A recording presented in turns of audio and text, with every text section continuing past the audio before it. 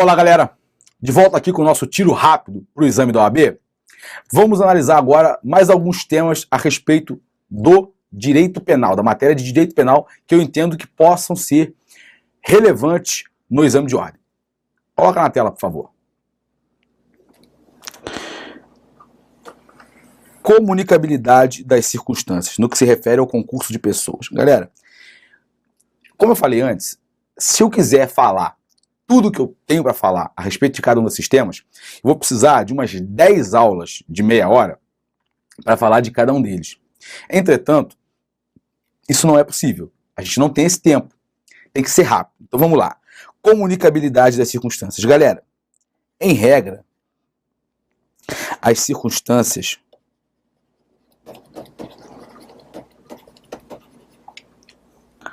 de caráter pessoal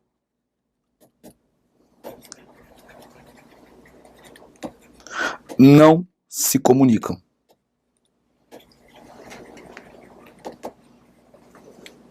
Ok? Não se comunicam entre os agentes, entre os comparsas. Entretanto, na forma do artigo 30 do CPP, do Código Penal, CP, se essas circunstâncias, ainda que sendo de caráter pessoal, elas forem elementares do delito, elas irão se comunicar entre os agentes. As circunstâncias, elas podem ser de duas ordens: circunstâncias objetivas e circunstâncias de caráter pessoal. As objetivas sempre se comunicam, porque elas são circunstâncias objetivas do próprio delito. E as circunstâncias de caráter pessoal são inerentes a cada uma das pessoas.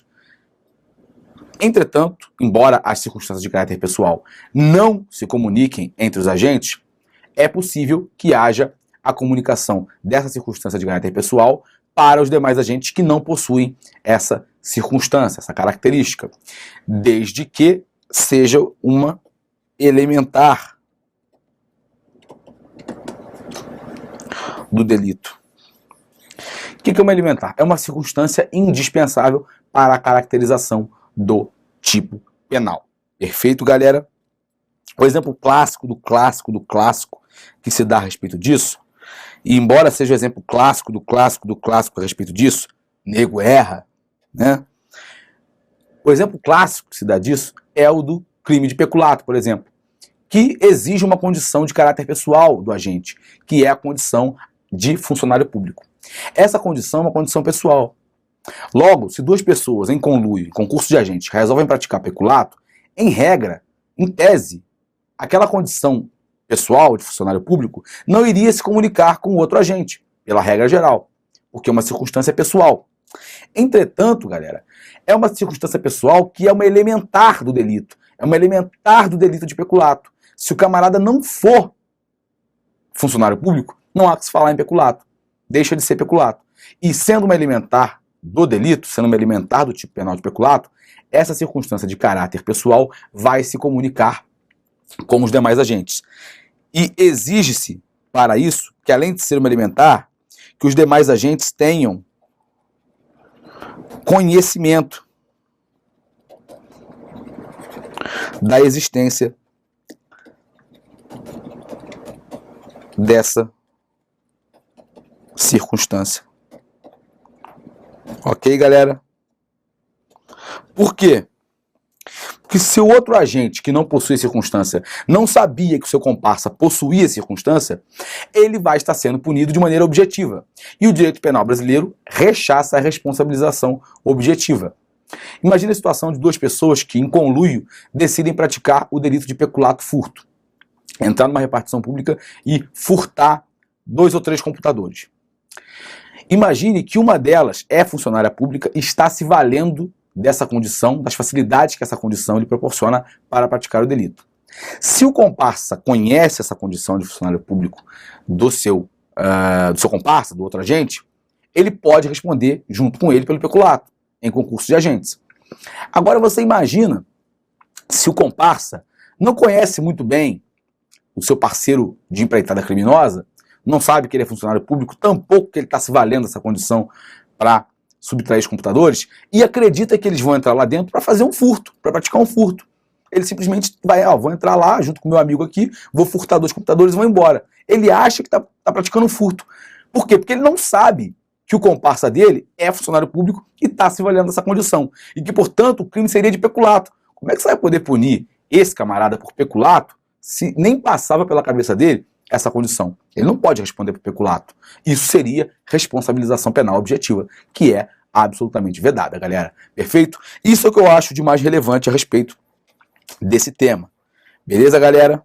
Tranquilo? Vínculo subjetivo. Galera, parece simples e é.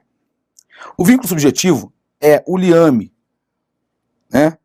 Subjetivo, o liame de intenções que une, o liame de vontade que une os comparsas no concurso de agentes.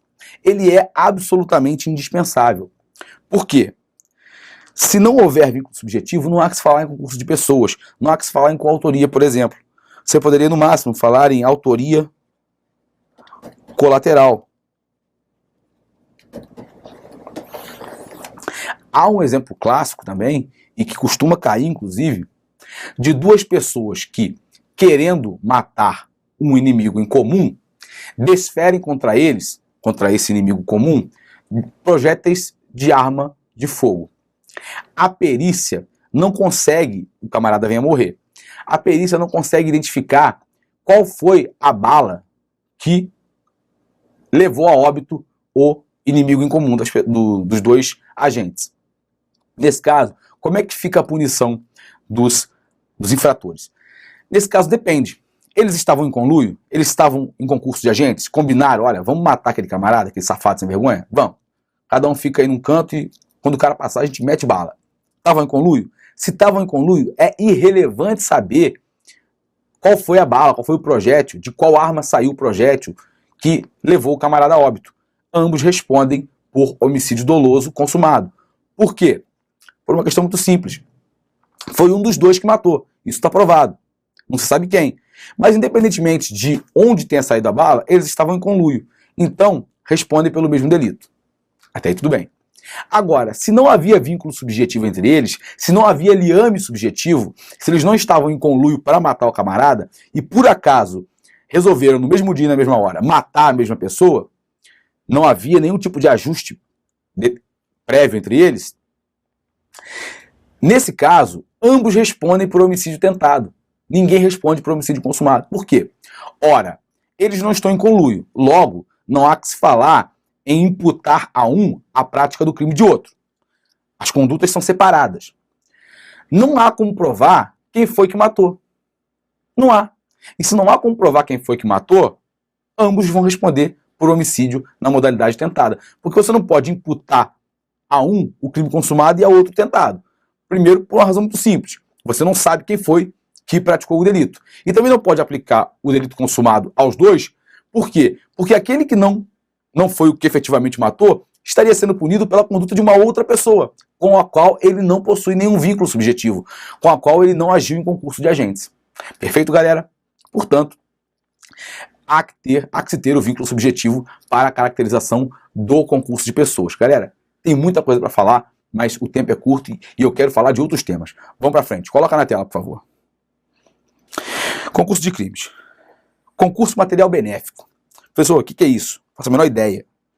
Galera, é o seguinte, no concurso de crimes, mais especificamente no concurso formal do artigo 70 do Código Penal, o que acontece? Aplica-se o sistema da exasperação. O que é o sistema da exasperação?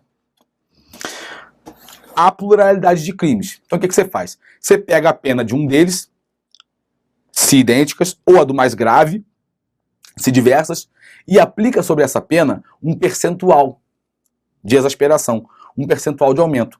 Esse é o sistema de exasperação. Ao invés de pegar as duas penas e somar. Em regra, isso é benéfico. Em regra, isso é bom.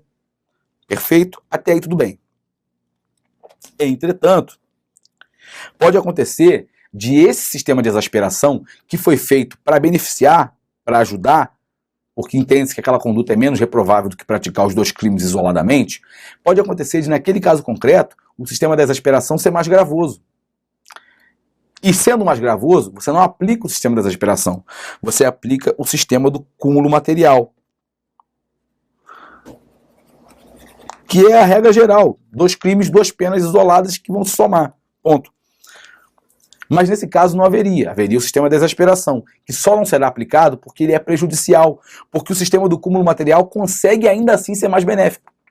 Você imagina o curso formal entre dois crimes, um que tem a pena altíssima, de 20, 25 anos, e o outro pena de 6 meses.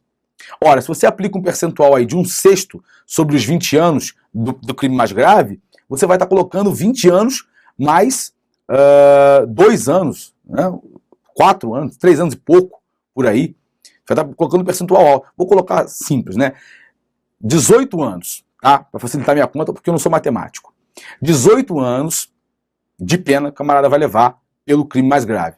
E vai aplicar sobre isso um percentual de 1/6 de exasperação, em razão do crime de pena mais branda. Ora, 1/6 de 18 anos é 3 anos. Então o cara vai receber uma pena de 3 anos pela prática do outro crime, porque é a exasperação. Se fosse pelo cúmulo material, ele pegaria os 18 do crime mais grave e mais 6 meses, 1 ano, pelo crime mais brando. Ora, o sistema da exasperação aí, que foi criado para ajudar, acabou por prejudicar. E nesse caso, não se aplica o sistema de exasperação, se aplica o sistema do cúmulo material, que nesse caso recebe o nome carinhoso de cúmulo material benéfico. Por quê? Porque ele é benéfico, porque ele não é prejudicial, porque ele é benéfico para o infrator, para o agente. Perfeito, galera? Com relação ao concurso de crimes, esse é o tema que eu acho bem interessante, que pode ser cobrado, pode cair na prova. Beleza, galera? Vamos passar? Crimes contra a pessoa. Aqui, galera, tem muita coisa para falar também, mas eu chamo a atenção de vocês para o crime qualificado privilegiado. O que é esse crime qualificado privilegiado? É o crime que, coloca aqui, é o crime que é qualificado, mas também é privilegiado. Homicídio qualificado privilegiado. O homicídio privilegiado está previsto no artigo 121, parágrafo 1º, que é o homicídio praticado por relevante valor moral, parará, e que é um homicídio que tem uma pena mais branda, exatamente por ser praticado por um motivo nobre. E o 121, parágrafo 2º, traz o homicídio qualificado, que é o homicídio praticado em situações mais graves e, portanto, possui uma reprimenda mais elevada, mais grave. Ok. É possível o homicídio ser ao mesmo tempo qualificado e privilegiado? É possível. Isso já é pacífico, tá, galera? O homicídio ele pode ser ao mesmo tempo qualificado e privilegiado. Mas como assim? Poxa, homicídio qualificado por motivo torpe. Como é que ele vai ser qualificado por motivo torpe e vai ser também privilegiado por relevante valor moral social? É incompatível. Exato. Você acertou. Isso é incompatível. Ele não pode ser, por exemplo, homicídio qualificado por motivo fútil ou motivo torpe e ao mesmo tempo privilegiado. Porque o homicídio privilegiado ele é necessariamente de relevante valor moral ou social. Tá? Ou após injusta provocação da vítima e tal. Mas são as circunstâncias, os motivos determinantes do crime. Portanto, para que ele seja homicídio qualificado privilegiado, o privilégio está no parágrafo 1º do artigo 121 e tem a ver com os motivos determinantes do crime. Ok? Os motivos. Portanto, ele só pode ser qualificado privilegiado se o aspecto que dá a qualificadora for de natureza objetiva. Ou seja, ter sido realizado com emprego de veneno, a emboscada e tal. Se for, nesse sentido, uma qualificadora de natureza objetiva, aí não tem problema. Porque você vai ter uma qualificadora de natureza objetiva que não influencia em nada na circunstância no privilégio, na circunstância privilegiadora, que é de natureza subjetiva, que se refere aos motivos determinantes do delito. Nesse caso, é possível ser homicídio qualificado e privilegiado ao mesmo tempo. Outra pergunta. A gente sabe que o homicídio qualificado, ele é crime hediondo. E o homicídio qualificado privilegiado é crime hediondo? Não é. Por quê? Porque nesse caso, como é que a gente vai definir? Ele é mais qualificado ou ele é mais privilegiado? Não dá para dizer se ele é mais uma coisa ou mais outra. Mas tem um critério. Prepondera o quê? Os motivos determinantes. Prepondera os motivos determinantes. E preponderando os motivos determinantes, qual é a circunstância de natureza subjetiva, que se refere aos motivos. É a circunstância que dá o caráter de homicídio privilegiado. Logo, se é a circunstância que dá o caráter de homicídio privilegiado, prepondera a privilegiadora. Prepondera, então, o fato de ser um homicídio privilegiado. E, portanto, não é homicídio, o homicídio qualificado privilegiado não é considerado crime hediondo. Perfeito, galera? Galera, na correria total, acabamos esse tema. Vamos para o próximo, então. Crimes contra o patrimônio. Galera, furto mediante fraude versus estelionato. Simples. No furto, 155 e o estelionato 171. No furto mediante fraude, o agente usa de um artifício, de um ardil, de uma fraude, de um engodo para enganar a vítima e fazer com que ela relaxe a sua vigilância sobre o bem para que ele possa furtar o bem. Isso é furto mediante fraude. Ponto. A vítima não entrega o bem para o infrator. A vítima não quer entregar o bem. Ela simplesmente é enganada para relaxar a sua vigilância sobre a coisa furtada. No estelionato é diferente. No estelionato, o agente emprega a fraude, emprega o ardil, emprega o engodo, não para que a vítima relaxe na vigilância sobre o bem e ele possa subtrair sorrateiramente a coisa. Não. Nesse caso, ele aplica a fraude, o ardil, e a fraude é tão bem feita que ele pratica a fraude e faz com que a própria vítima entregue a ele a coisa. Isso é o estelionato. No estelionato, o camarada emprega a fraude para que a própria vítima entregue a ele de bom grado, de boa vontade, porque foi enganada, a coisa. Perfeito, galera? No furto mediante fraude, não. A vítima não entrega nada para ele. Ele simplesmente aplica uma fraude para que a vítima relaxe a sua vigilância sobre o bem e ele possa, assim, com maior facilidade, subtrair o bem da vítima. Perfeito, galera? Continuando. Crimes contra a fé pública. Princípio da insignificância no crime de moeda falsa. Galera, rápido, bate pronto. O STJ entende que não cabe porque não é uma questão meramente patrimonial. Ok? Não sendo uma questão meramente patrimonial, não há que se falar em aplicação do princípio da insignificância no crime de moeda falsa. Porque o bem jurídico tutelado aqui não é o patrimônio. O bem jurídico tutelado aqui é a fé pública. Perfeito? Então, independentemente do valor da moeda, a fé pública teria sido lesada. Falsa identidade versus autodefesa. Galera, chegou-se a cogitar um tempo na jurisprudência, chegou-se a defender isso na jurisprudência, que o camarada que praticasse o delito de falsa identidade, ou seja, apresentasse como sendo outra pessoa, com a finalidade de esconder antecedentes criminais e evitar uma eventual prisão, esse camarada não praticaria o delito de falsa identidade, porque estaria cobertado pela autodefesa. É inerente ao ser humano querer se defender e querer se furtar à aplicação da lei penal. Isso já caiu, tá, gente? Isso já caiu. Tanto a STJ quanto a STF entendem que não há autodefesa aqui. Não há que se falar em autodefesa. Atribuiu-se a si falsa identidade, de acordo com o artigo 307, se não me engano, do Código Penal, independentemente do motivo que seja, finalidade de esconder antecedentes criminais, vai estar caracterizado o delito de falsa identidade. Cuidado com isso, que isso já caiu recente, hein, galera. Falsificação de documento versus uso de documento falso. Galera, se for a mesma pessoa que falsificou o documento, a pessoa que utilizou, entende-se o quê? Entende-se que responde pelo falso, sendo o uso de documento falso um mero exaurimento. Por que é mero exaurimento? Porque ninguém fabrica um documento falso para emoldurar, para guardar. Ninguém faz isso. Você fabrica um documento falso para usar. Senão você não precisa fabricar documento falso. Concorda comigo? Portanto, pessoa fabricou o documento falso e utilizou o documento falso, responde apenas pela fabricação de documento falso. Tá? Responde apenas pelo falso, pela falsificação de documento. E o uso de documento falso é considerado, nesse caso, um mero exaurimento, ou também conhecido como pós-fato impunível. Beleza, galera? Tranquilo? Vamos na correria. Crimes contra a administração pública. Reparação do dano antes da sentença irrecorrível. Galera, no peculato culposo, a reparação do dano antes da sentença irrecorrível gera a extinção da punibilidade. Entretanto, o STJ tem algumas decisões estendendo essa extinção da punibilidade ao peculato doloso. Olha que engraçado. Crime de rico tá cheio de causa de extinção da punibilidade. É uma maravilha isso, né? Coincidência, né? Bacana.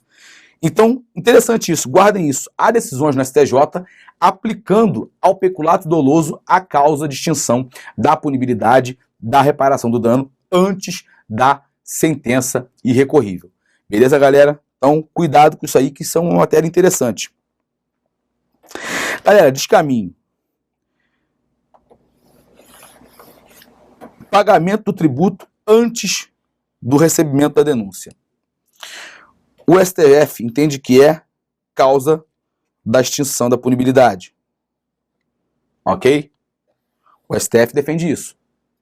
É causa de extinção da punibilidade. Pagou o tributo antes do recebimento da denúncia, é causa de extinção da punibilidade.